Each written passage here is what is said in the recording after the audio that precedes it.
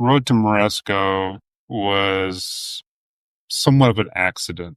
I was at a particular place in my life in my late 40s and early 50s, about 10 years ago.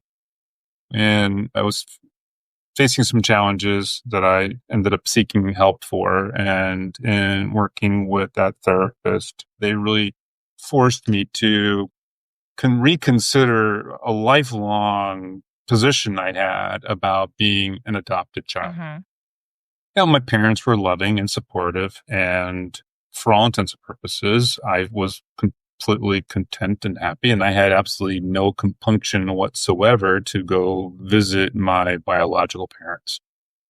One day, I decided that maybe I would listen to a therapist finally, as actually what you pay them for at some point. You do listen to them.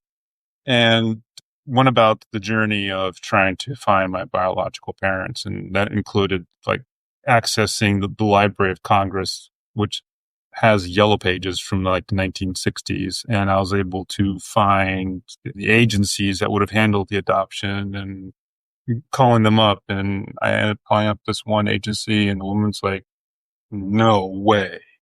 And I was myself, oh, what does that mean?